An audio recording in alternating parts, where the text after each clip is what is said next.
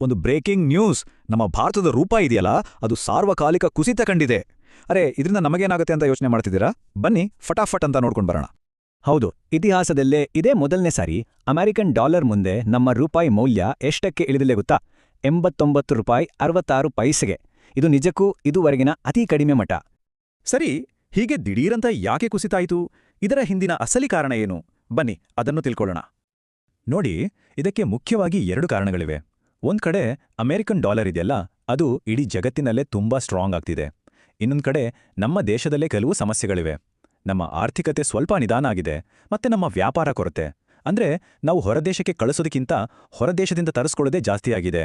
ಇದು ಕೂಡ ಒಂದು ದೊಡ್ಡ ಕಾರಣ. ಹಾಗಾದ್ರೆ ಇದರಿಂದ ನಮ್ಗೇನು ಎಫೆಕ್ಟ್ ಆಗತ್ತೆ? ಸಿಂಪಲ್ ಆಗಿ ಹೇಳೋದಾದ್ರೆ, ರೂಪಾಯಿ ವೀಕ್ ಆದಾಗೆ ನಾವು ಹೊರಗಡೆಯಿಂದ ತರಿಸೋ ವಸ್ತುಗಳು, ಉದಾಹರಣೆಗೆ ಪೆಟ್ರೋಲ್, ಡೀಸೆಲ್ಗೆ ಬೇಕಾದ ಕಚ್ಚಾ ತೈಲ, ಮೊಬೈಲ್ ಫೋನ್ಸ್, ಎಲೆಕ್ಟ್ರಾನಿಕ್ ವಸ್ತುಗಳು ಎಲ್ಲವೂ ಕಾಸ್ಟ್ಲಿ ಆಗತ್ತೆ. ಇದರಿಂದ ನಮ್ಮ ದಿನನಿತ್ಯದ ಖರ್ಚು ಕೂಡ ಜಾಸ್ತಿಯಾಗೋ ಸಾಧ್ಯತೆ ಇದೆ. ಆದರೆ ಅಷ್ಟೊಂದು ತಲೆ ಕೆಡಿಸ್ಕೊಳ್ಬೇಕಾಗಿಲ್ಲ. ಯಾಕಂದ್ರೆ ಪರಿಸ್ಥಿತಿಯನ್ನ ಕಂಟ್ರೋಲ್ ಮಾಡಲು ನಮ್ಮ ರಿಸರ್ವ್ ಬ್ಯಾಂಕ್ ಆಫ್ ಇಂಡಿಯಾ ಅಂದ್ರೆ RBI ಈಗಾಗಲೇ ಕೆಲವು ಕ್ರಮಗಳನ್ನು ತಗೊಳ್ತಾ ಇದೆ. ಸೊ ರೂಪಾಯಿ ಮತ್ತೆ ಸ್ಟೇಬಲ್ ಆಗುತ್ತೆ ಅನ್ನೋ ಭರವಸೆ ಇದೆ. ಮುಂದೇನಾಗುತ್ತೆ ಅಂತ ನೋಡೋಣ.